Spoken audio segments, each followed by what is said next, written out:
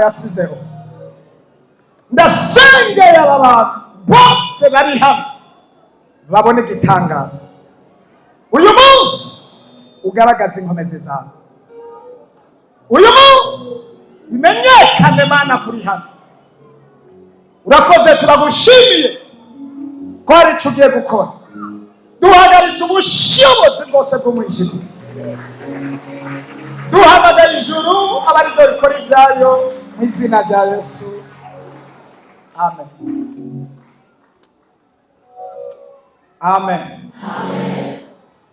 Teme ni ya yindi twababwira ivuga ngo kusubizwa uburenganzira bwawe. Niyo tugiye kugarura uburenganzira cyangwa gusubizwa uburenganzira. Dusome ijambo ry'Imana. Dusoma mu gitabo cy'Itanguriro igice cya mbere. Turasoma umurongo wa 26, 2, 7, 2, 8. Nimba hari umusomyi azi gusoma neza, ashobora kudufasha gusoma. Soma. Turasoma izina rya Kristo Yesu. Amen. Ivuga ngo Imana iravuga. Imana iravuga. Iti tureme. Tureme. Tureme umuntu mw'ishusho yacu. Ego. Ase natwe. Aganze amasi y'umutaka. Y'iguruka mu kirere. Y'ibitungano. Isi yose. N'ibyikwega byose. Ibyikwega bira hasi. Biba binini. Nuko Imana irema umuntu mw'ishusho yayo. Mw'ishusho y'Imana niyo yamuremye. Irema abantu bari mu buryo bubiri. Amen. Amen. Niri jambo tugiye gusangira. Uyu munsi n'umunsi wa Pentekoti werekana ibijanye n'ubushobozi bwa Mpwemu Yera ingene Imana yagendeye intumwa cyane abari bari Yerusalemu. Ariko uyu munsi turasomye kwaya majambo. Nuko 2:7 nuko Imana irema umuntu mu ishusho yayo. Mu ishusho y'Imana niyo yamuremye. Irema abantu bari uburyo bubiri.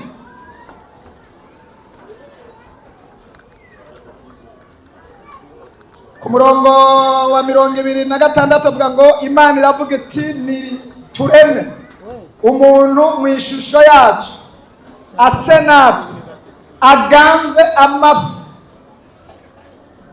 yo mu kirere, aganze amafi yo mu kiyaga n'ibiguruka byo mu kirere, ibitungano n'isi yose n'ibyikwega byose bigendagenda bikwega inda hasi. Ijambo ryanje ni riri kuri B. 26 ijambo ry'Imana ngomba ko dusangira ni riri kuri B. 26 kuri B.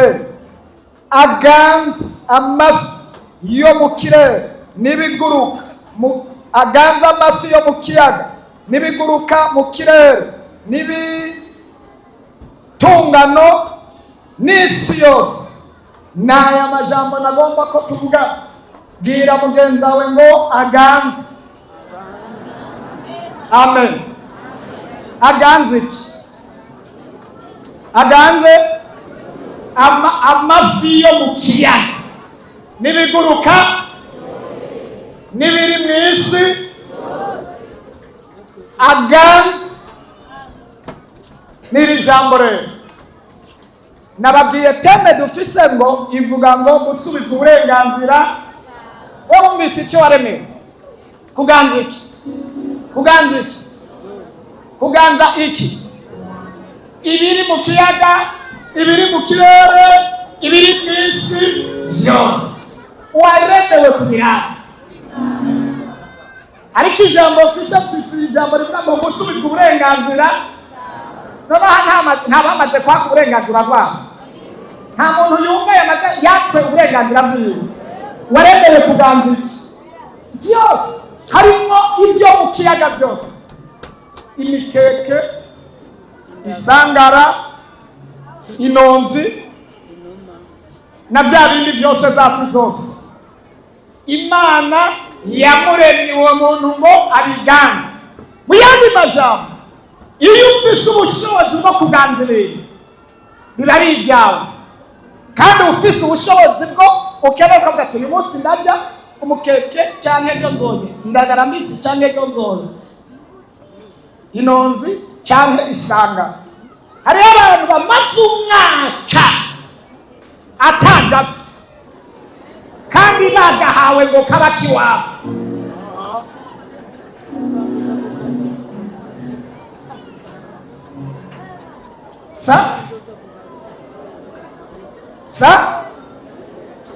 Ibyo mvuze nibyo.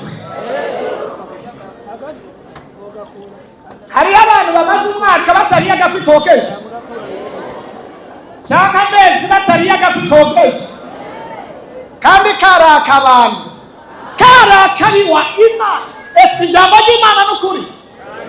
Ijambo ry'Imana n'ububasha n'ukuri? Icyo Imana yavuze cyose n'ukuri.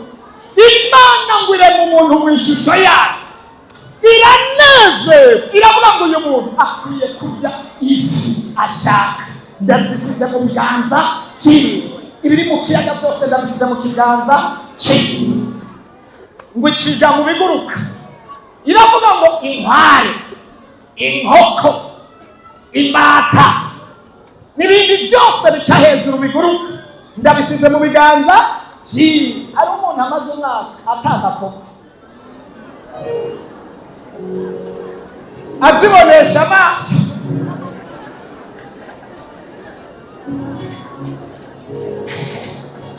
azibonesha amaso kugira yifate n'ikibazo gikomeye cyane. Imana idufashe cyane. Ariko nagomba mubwire mu gihe Imana yaremye umuntu yari yamuhaye ubushobozi bwose kubiguruka. Yesu ashimwe cyane. Wihejeje mu by'ingoga hepfo gato usomye ku 8 hoho yavuze neza hepfo iheje utukiraho kuri 6 irafata ibyo mu kiyaga irabimuha, ifata ibyo mu kirere irabimuha, ngo icija no mu bintu bifatika, ibintu byose bigaragara byo mu isi byose, ibigenda n'amaguru, aho harimo impene n'akabenzi karimo, hariyo abagakunda, harimo inka, inkoko n'ibindi byinshi bigenda n'amaguru. Ibishyira mu biganza cyiwe kugira ngo agire abiganze. Hariyo abantu ubu babiganza, ushobora kugenda ugasanga ku meza hariho inyama y'inkoko, inyama y'ihene, inyama y'inka, izokeje, izitetse mu mavuta, izitogosheje, harimo amafi yokeje, harimo amafi. Abo nibo bariko baraganza kuko bari mu ijambo.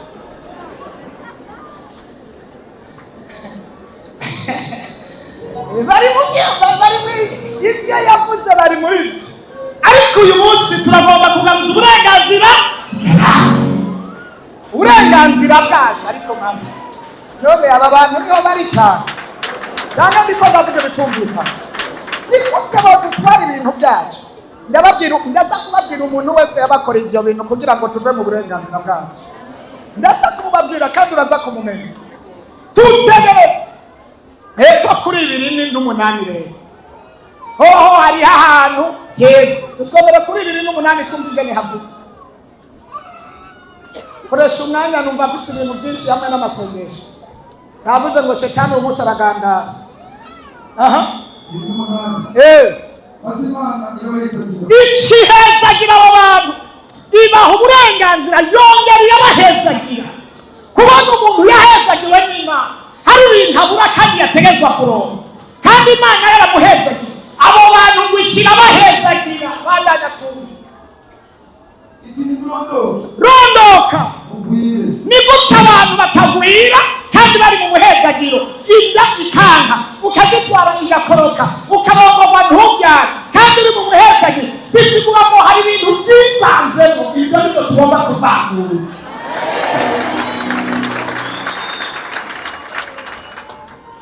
Yababwira ngo nimurondoke. mwuzure isi mw'inganzi. Sawa, mwongere mwuzure isi, mwongere mwinjire gute mw'inganzi. Bandanye. Mugabe amafi yo mu kiyaga. Ibiguruka mu kirere. Byose. Ibifise ubugingo byose. Byose bifise ubugingo. Bigeragera ku isi. Cyane. Ibintu n'icenda. Ego. Imana irababwira. Irababwira. Atenda ibyatsi byose. N'ibyatsi nabyo. Cyangwa utubuto. Aho harimo rero iki? Ivyamwa. Ndabahaye n'uduti twama utubuto. Bandanye. Cyangwa utubuto biri ku isi yose. Ego. Igiti cyose cyangwa ibyamwa. Byose. Birimo imbuto zabyo. Sawa. Babere ibyo kurya byabo. Bibabera iki? Bibabera ibyo kurya by'abantu cyacu. Ni gute aba badayimoni bivanga bakadutwara inka, bakadutwara imboga, inyama n'irengare, bakadutwara n'amafi, bakadutwara n'ibyana kwe. Kandi Imana yaravuze. Imana iravuga ngo ibiguruka ndabibaha. Bisigura imbata, inkoko, amafi ndabahaye. Iramanuka hepfo iravuga ngo n'ibyamwa nabyo bibabera ibifungurwa byabo. Hano hariho umuntu umucungwe atazi uko umeze, aworesha amaso aronka ibihumbi 5, umucungwe nawe usigaye ugugwa ibihumbi 10. Kugira aza gufata umucungwe w'ibihumbi 10 agenda kugura inusu y'agafu. Umwembe ugugwa 20, inanasi, amabungo n'amatunda, n'abana mu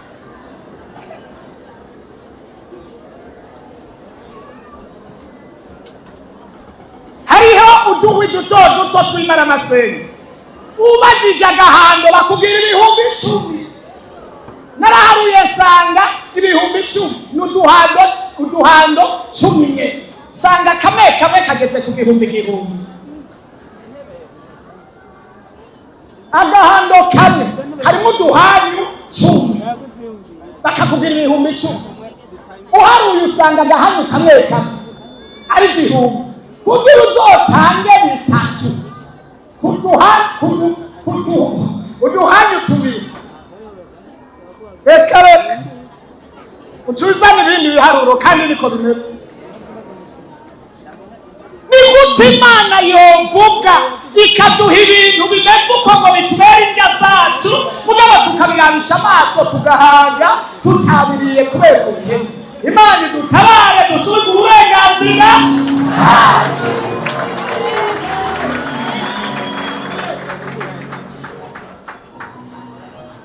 Hari umuntu ariko aratahura ibyo ariko navuga. Ninde yakoze ibyo? Yakwatse uburenganzira bwawe wa mudamu? Ninde yakwatse uburenganzira wa mupapa, wa musore, wa mwigeme? Ninde yagutwaye uburenganzira bwo kuba aho udashaka kuba, bwo kurya ibyo utashaka kurya kandi warabihawe? Ninde yagutwaye uburenganzira? Reka tumuraba ahari niyo yavuye. Dusomera Itanguriro igice 3. Uwo ni watwara uburenganzira bw'abantu. Heba ku murongo wa mbere twumva. Ukwicara cyaje mu isi. Inzoka yarusha ubugumbe ibikoko byose. Iyo nzoka niyo Shetani. Iyo. Banda. Yarusha ubugumbe ibikoko byose no mw'ishyamba. Wowe Imana yaremye. Maze uwo mugore. Mbega n'iby'ukuri. Yego. Koko uko Imana yavuze. Uri mutwe w'igiti na kimwe cyo muri itongo. Sawa. Mugore yishura iyo nzoka. Yego. Ati byama ku biti byose. Yo muri itongo. Turabyemererwa kuri ibyo. Yego. Ariko ibyama ku biti kiri hagati mu itongo. Yego. N'ibyo Imana tubujije. Uri tubitego. Yego. Ntitunabikoreko kugira ngo koye gupfa. Kayishura uwo mugore haba n'intete mwarahenze Imana yarabahenze muyandi majambo kuko Imana izi yuko musi mwagiyeko amaso yanyu azokwiheba shaka twibaze twigeretse ngaho wumva watwatse uburenganzira ari kugeza ku rugero aza akabwira Bibiliya ivuga ngo irema umuntu umugabo imaze kumurema ngo imurema mu ishusho mbere Bibiliya yavuze ngo yaremye abantu babiri mu ishusho y'Imana. Yesu ashimwe. Ngo ikibaha ibintu byose bashyira mu biganza bya kugira ngo babirye bongere babitegeke babiganza. Shetani aharaba yabibonye ibaha ubwiza ibaha kurya batarusha ibaha kuroranirwa ibaha umunezero ibaha ibyamwa irababwira ngo ibi byose ndabibahaye. Imana igufashe cyane. Ariko Shetani aba yabibonye nagomba ndakubwira nta wundi nyirabayazana yonona ubuzima bw'abantu b'iki gihe atari umubi yitwa Shetani. Kandi uwo rero aza guhindura ibyo Imana yakoze. Niwabona abantu bose bariko barahindura ibyanditse bazoba barimo impemu ya Shetani. Yesu adufashe cyane. Inzoka ngo irazibwira umugore iramubwira ngo Imana yarababeshe irategura iravuga ngo uyu mugore reka ndamutandukanye n'ubwiza bw'Imana. Birambwira ngo abo bantu bahora bayaga n'Imana bakavugana n'Imana bakumva Imana ivuga ku mugoroba ikabagendera ikabaganiriza ikabayagisha ikababaza ibyo babuza ikabibaha. Yo ku mugoroba ngo baba bafise ikiganiro cy'Imana n'umwana w'umuntu. Ariko inzoka imaze kubona icyo kiganiro imaze kubona ingene abo bantu ibyo babikiwe imaze kubona imitegurire abo bantu Shetani aravuga ati sinobarekera hari. Inzoka iraza moya mbiri iraza iravuga ifata umugore ngo ni gute iramuganiriza iramubwira ngo byose Imana yarabwiye yarabahenze yagomba kubatandukanya n'ubwiza bw'Imana.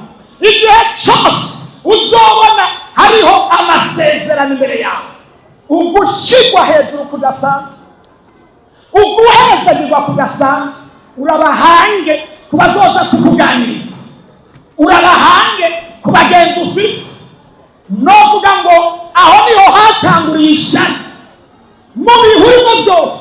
Ishari rizose mu bihe uri kuracamo byo kuroranirwa ishari rizose. Shetani niwe mubi aganza ibibi byose byo mu isi niwe mukuru w'impemu mbi zose za Shetani. Araza aramubwira ngo mwarahenze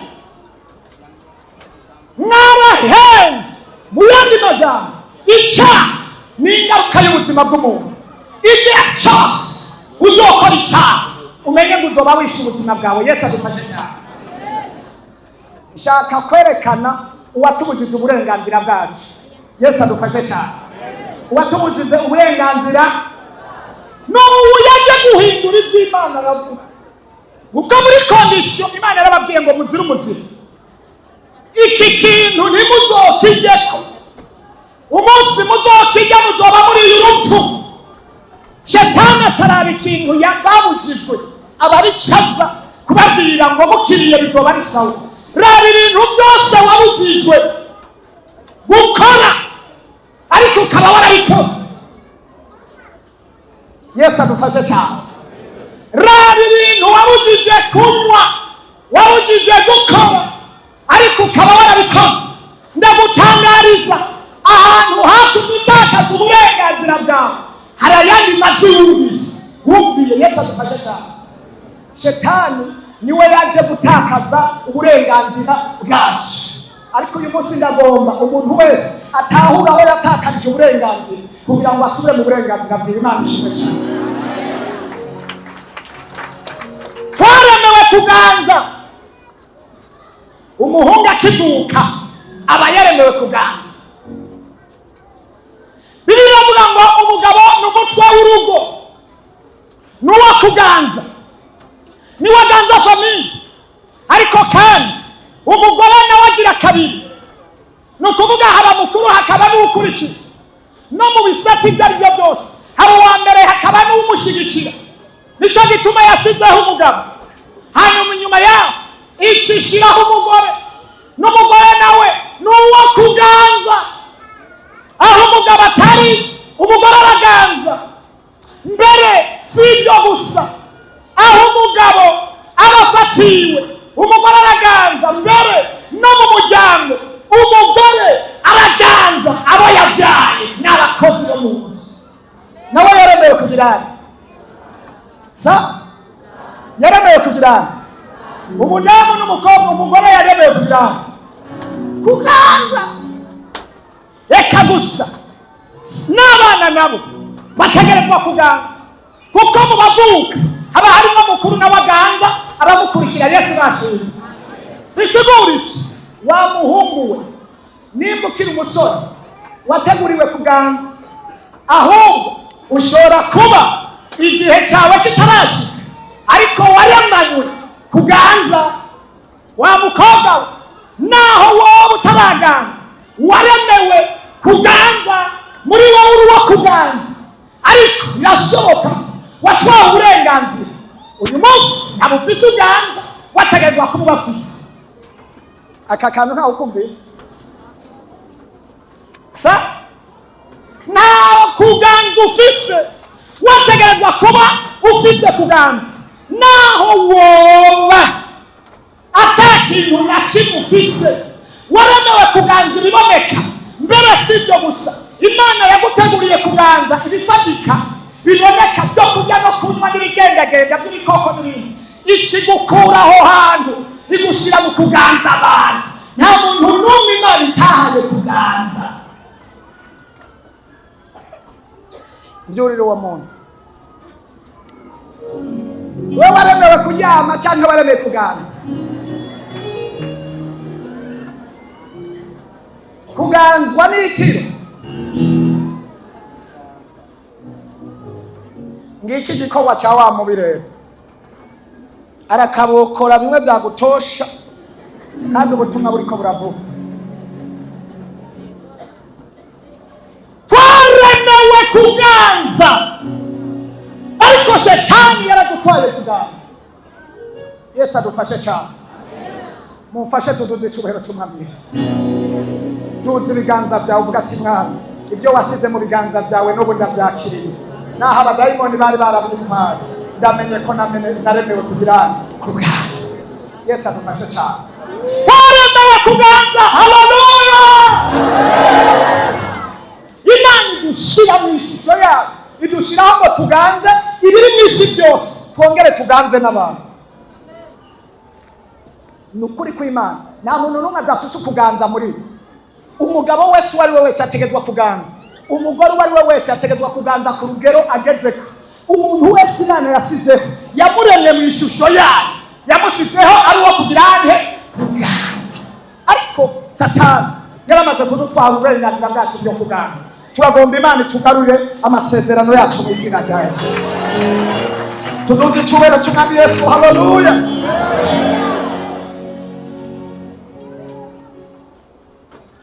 Shetani yaje kunyuranya ibintu. Umunsi yaza guhenda ujya mugore,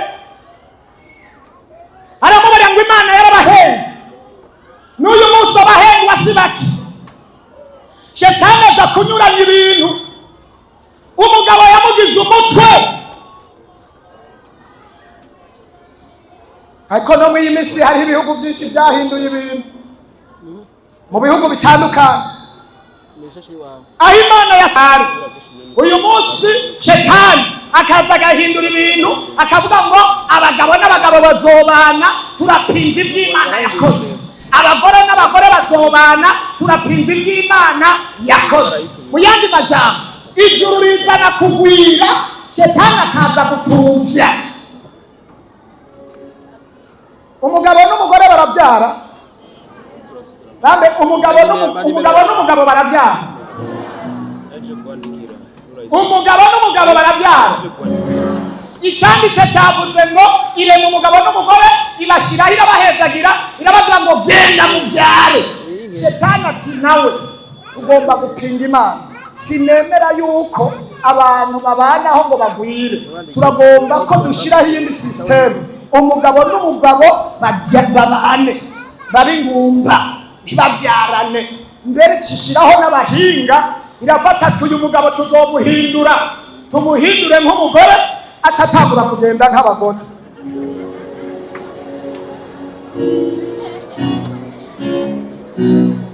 Na twa turabye n'amabere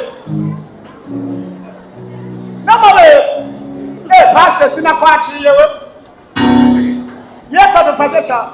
N'amabere n'imvugo kigabo cy'ibyanwa kikarene nimba babaha imiti ikuraho ubwanwa. Yesu adufashe cyane. Muzobiraba ibyo bigabo iyo biriko biragenda birahindura n'ingendo ugasangana abadamu, bigahindura n'ibisusu, bigahindura na hano biriko biragenda ukamenga barabaye bati abadamu narabibonye no ku munwa hano usanga byasize yabindi mushira, ariko bijya bintu muze murabireka bizobatera indwara biriya ntabo usanga bakubiseho hano. Abadamu nabo bagomba kwigira abagabo, gasanga sigaye avuga urujwi rw'urugabo, sigaye avuga urujwi rw'urugabo atambuka nk'urugabo. Kandi Imana yamuremye ari umukobwa akwiye kugira isoni nk'iy'abakobwa, ariko ugasanga isi y'umwijima yamuhinduye, muri we yasizemo umwambaro itariwo. Uwo ni Shetani Sekibi yaje guhindura ubuzima, ariko turagomba gusubira mu burenganzira.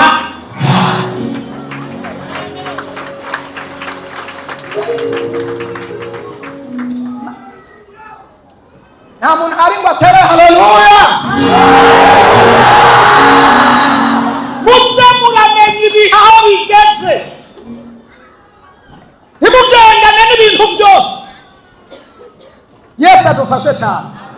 Ntimupfe kwakira ibyo ari byo byose, kubera Shetani yadutwaye amasezerano akagira ibintu adutwara, bya bindi Imana yaduha tukabibura tugakena, ugasanga turi mu buzima bubi butameze neza. Naho hantu haza ibigabo byihinduye bifise ibifatika bigashaka gutwara abana b'Imana babatwarishije ibyo bafise.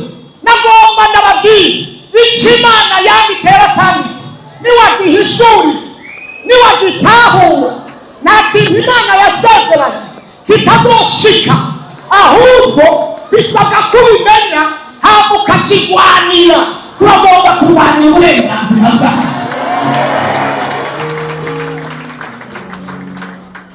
Ko nta muntu ari hano ngo atari haleluya. Igikwiye cya mbere ni ugutahura mbega naremewe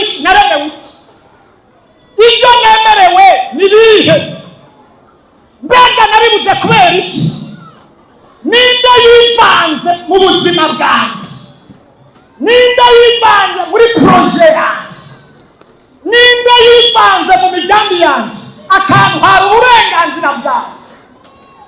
Uwo Shetani yarivanze kuri Adamu na Eva, uburenganzira bari babahawe araburotira kugera ku rugero bahura n'ingorane zikomeye. Yababwiye ngo muzojya ukunukunu, muzoganza amahanga. Shetani amaze kuza agahenda umugore, birivuga ngo bari bambaye ubwiza bw'Imana,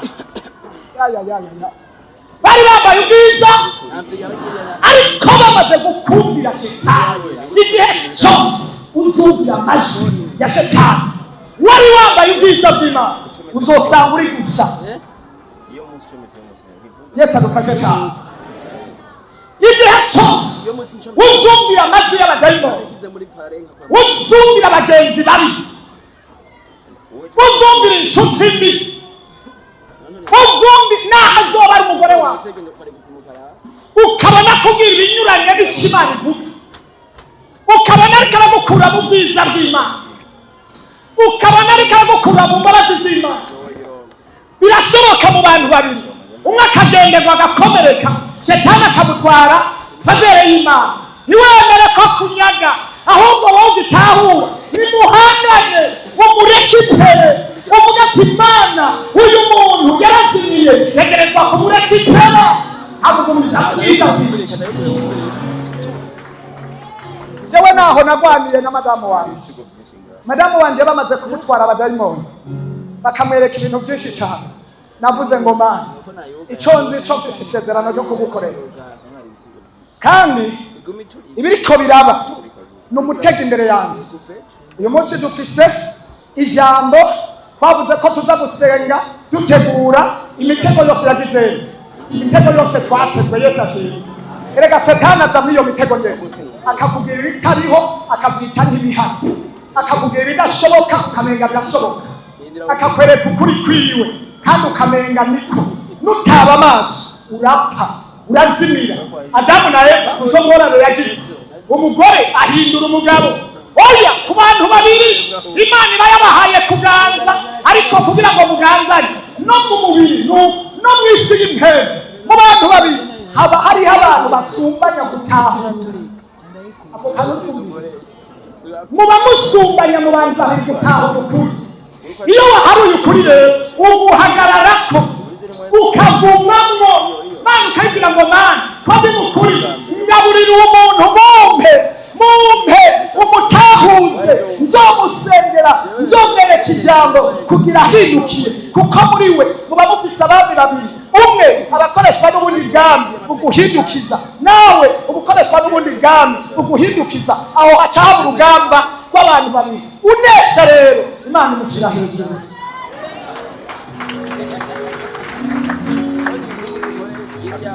Satani arazi neza isi yose afashe umugore n'umugabo aba yigaruriye, kuko aba yitwaye urubyaro.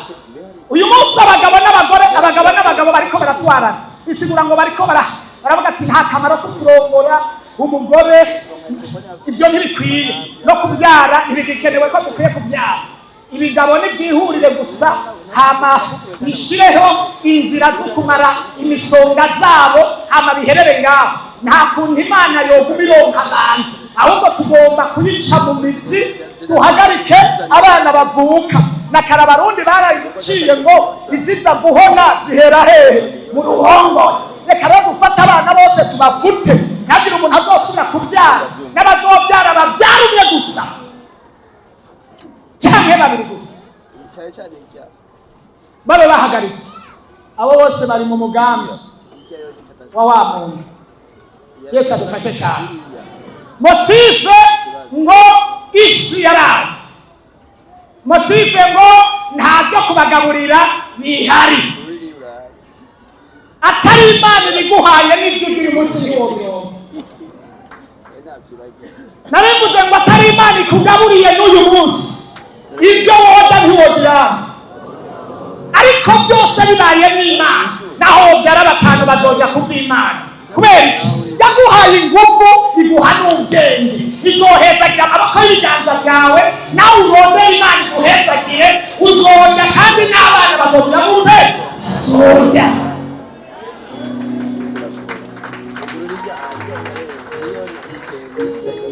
Aho hari baduze icyubahiro cy'Umwami Yesu. Haleluya.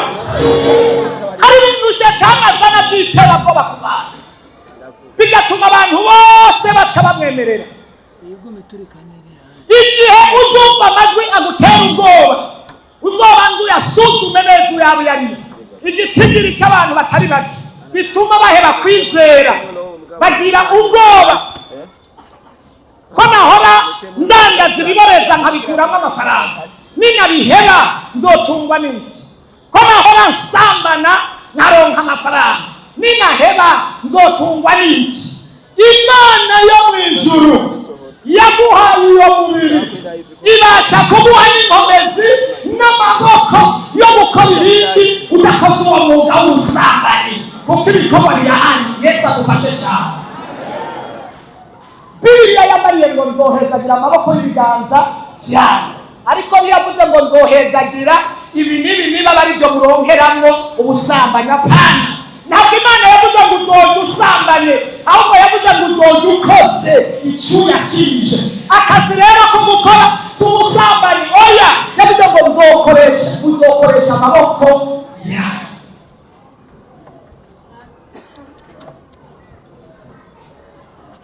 Abaje hano bafise umwuga wo gusambana mwahonze, ariko kandi murungutse. Ndabazaniye iyerekwa ivuga ngo dusubize uburenganzira. Uburenganzira bwanyu si ubwo gusambana, uburenganzira bwanyu ni ubwo kwemera Imana hama mugahezagirwa n'umuhezagiro uvuye mu biganza by'Imana. Yesu nashimwe. Haleluya, haleluya. Abantu bose bariko barahindura ivyo Imana yasizeho ni intumwa za Shetani, kandi izo strategia zikora mu buryo butandukanye. Ziranakora ku bubatse, ugasanga Shetani ariko aravuga ngo uyu si uwawe, mbere agakoresha n'abavugishwa b'ibinyoma, ujya si umugore wawe, ujya si umugabo wawe, agashyiraho inzira nyinshi. Ndakuzaniye amakuru, niwemere ko umugabo wawe bamutwara uri kurarorera, bamutwaye mu ruhimbi. Ubwenge uruhumbi rukuveko, hari icyo wokora umugabo wawe ngo mubane, hari icyo wokora umugore wawe ngo mubane. Ni uko ukwiye gutahura uburenganzira bwawe wahawe. Yesu nashimwe cyane. Shetani afise strategy nyinshi cyane. Shetani afise inzira n'ubuhinga ariko arakoresha, ariko ari Imana yagiriye amahirwe bakaba mu ijambo ry'Imana. Ari Imana yagiriye amahirwe bakamumenya. Ibyo mwamenye bizobaha kwigegera, ntimuzopfa ngo mwishwe n'inzara, nta nubwo bazobahamba ngo mwishwe n'inzara, ahubwo kubwira ijambo. Turagomba umuntu wese yanyazwe proje yiwe, yanyazwe umugambi wiwe, yanyazwe akazi kiwe, yanyazwe ururandazwa, yanyazwe mariage, yanyazwe urubyaro, yanyazwe promotion. Imana yasize haya amasengesho kugira ngo tugaruze kuba mu burenganzira.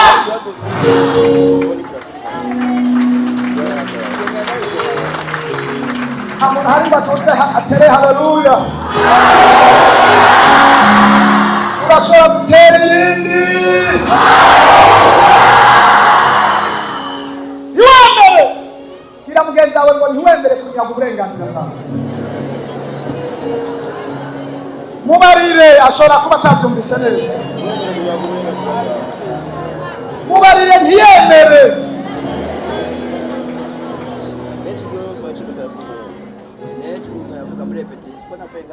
Niwemera ko bamutwara. Jewe igihe madamu wanje abadayimoni bariko baramutwara, navuze atuyu nzokoresha inzira zose zibaho.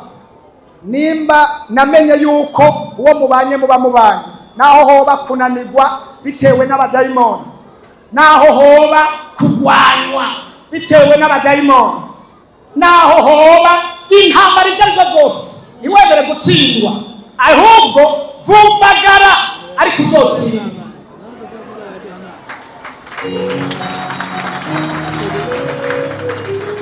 Emera uvundagare, emera uvugwa nabi, emera uburaro.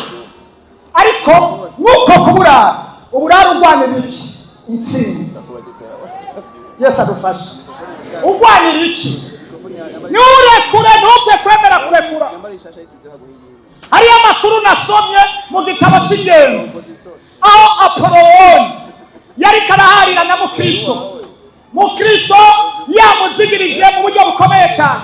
Apoloni aravuga ngo nta mwami yopfa kwemera kurekura abo yafashe batamurwanije. Nta mwami yopfa kurekura abantu ingabo zari zaje kumutera ngo zirekure ngo genda, ntawe uhari. Ariko byabaye ngombwa ko Mukristo agwanya Apoloni, amaze kumurasa aravuga ati nta kuri yarekuye. Turagomba bagutwaye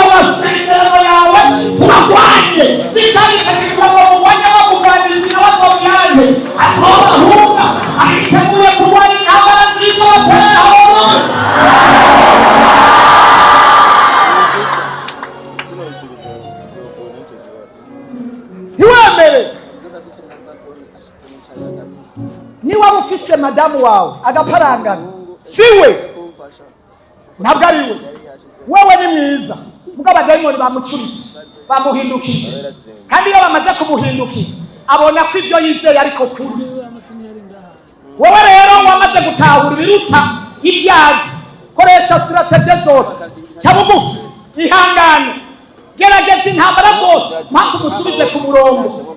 Yesu adufashe cyane. Iyo umuntu yagwaye akenera umugwaza akakenera n'umuvuzi mbega nibyo cyane si iyo umuntu yagwaye akenera umuvura agakenera n'umugwaza none ninde wo kumuvuza ninde wo kumugwaza erega wewe birashoboka ko ari wowe wo kumuvura kuko ari wowe gutahura ukuri kubera ari wowe ukiri mu ntebe y'Imana ni wowe wo kumugwaza ukongera ukamuvura iwemere ngo nta kubi yahereranye oya uwo azoba umunyago w'iwawe.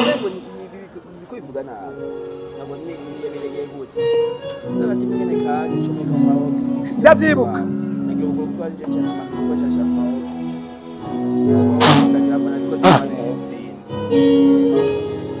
ntucike intege. Madamu wanje naragaragaza gukora uko nshoboye kose mu bihe nasuma nasanga yatetse yariye n'abana yogeje n'amasahani jewe sinacika intege ngo mvuge ngo byose nzotanga rasi. Ubwa mbere navuga ati intambara ni zibiri. Iya mbere abana banje bariye ntacyo bitwaye kandi ibyo ndonderera abana banje. Ubugira kabiri mfise intambara ndiko ndagwana mfise objectif ntegerezwa gushikako ninacika intege sinda muherasiyo nzoba naniwe nzomukunda nzomugoragoza nzomugaburira nzomwambika gushika ntihindura ivyiyumviro vyiwe kugera abonye ukuri. Umuntu niyakora ikibi no gakora ikibi ubutsinzi agasigamo arabigira nivyo ashasubizamo cya kibazo nyine cya mbere ibyo nivyo gahebye ubu naniwe muri matrix amasabe aho umuntu akoze ikibi kora ibyiza afatara kreya yindi nzira y'amasabe avuga ati uyu muntu uhorera ibi nawe akaguma anyereka ibyiza uhorera ibi akanyereka ibyiza uyu n'umuntu birivuga ngo umuntu niyagukorera ikibi wowe ukamukorera ibyiza ngo uzoba umusutse ko urubeya rwaka amakara uzoba umusutse ko uko rero yangirira nabi niko narushiriza gutanga raso nkasanga bariye n'amasahani bogeje n'isafuriya bafu ukamenga ntibanatetse sinabaza ngo habaye sinabaza ngo ko mutanga buri nagwana intambara y'iwanje navuga ngo mpaka nshitse ku ntumbero. Hari umuntu agomba gushika ku ntumbero urugamba ntucike intege utarashika mu rugamba ntucike intege utaranesha iki urugamba n'umubiri ni waguhaguruka ugwanye.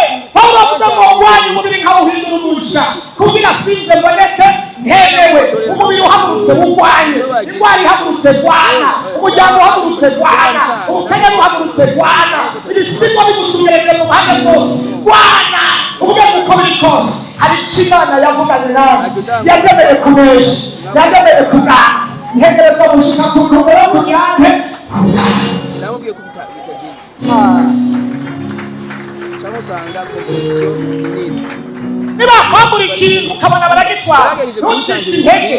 Niba baba baciye hariya bandanya uca n'ahandi ca ku mavi ca n'ahandi bandanya wana intambara.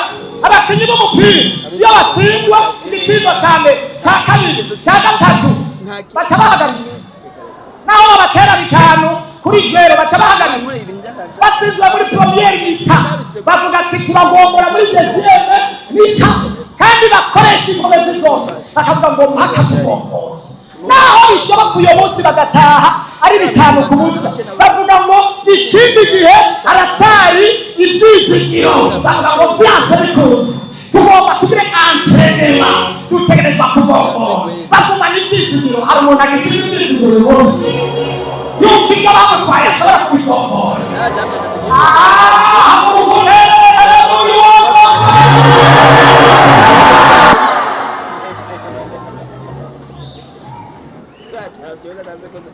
hari inyuma hari umuntu afise ibyizigiro. Bibiliya yambariye ngo iryo shetani yamize mironzwa azobidahwa. Ako kantu ntimwakumvise neza. Bibiliya yambariye ngo ibintu byose shetani yamize mironzwa azobidahwa. Uyu munsi tugomba kuruza iseseme ibyo bamize baridahwe.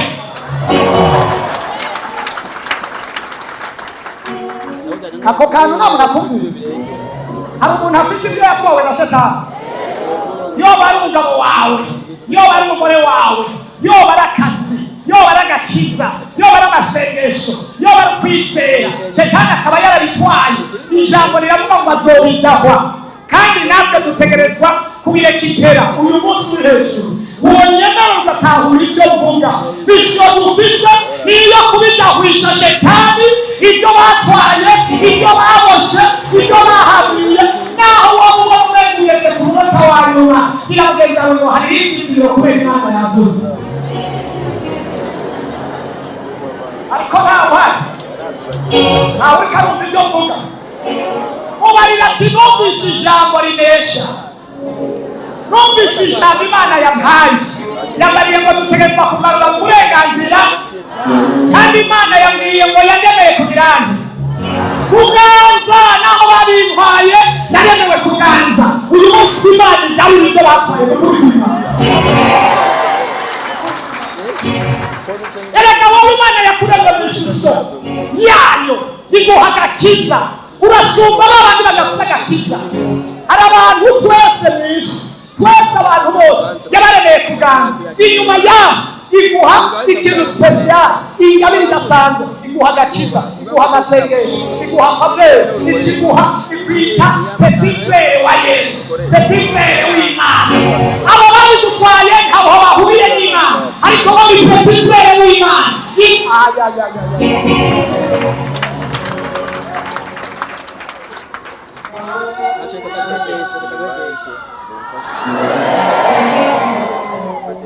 Aba bantu niho bari.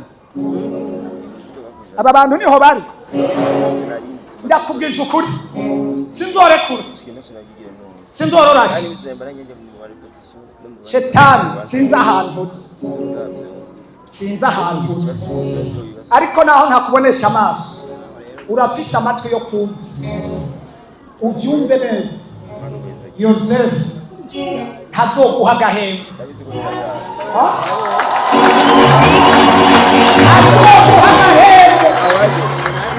ntazoguha agahembo.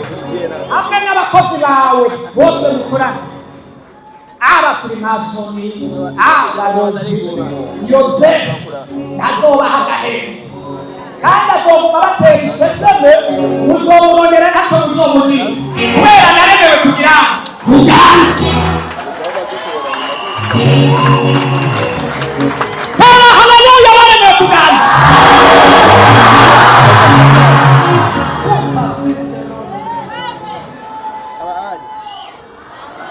Reka gucika intege, reka no kwiheba.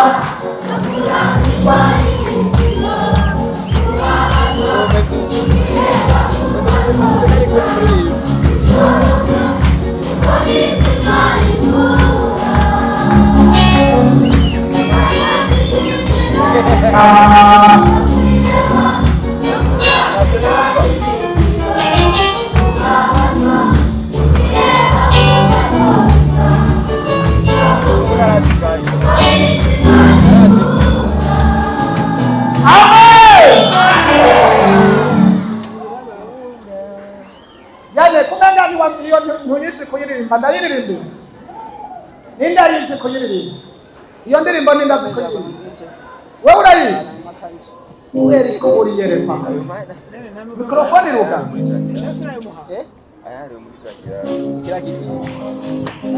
Ni jewe na size mwijwi zigitamba.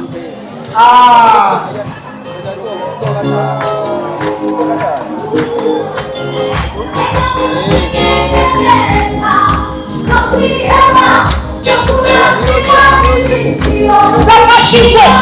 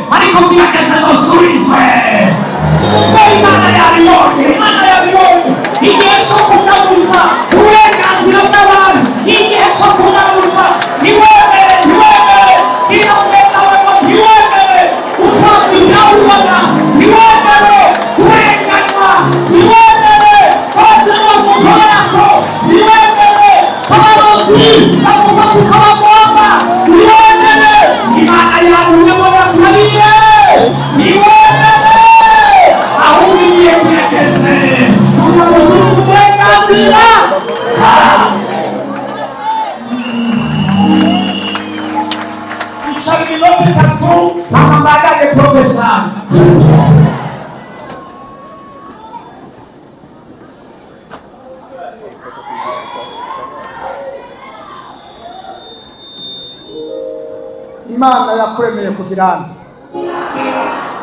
Imana iza kundema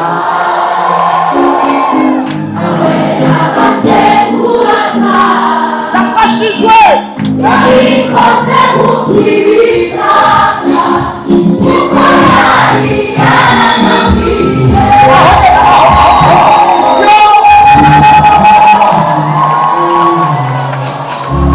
abari mu mugambi wa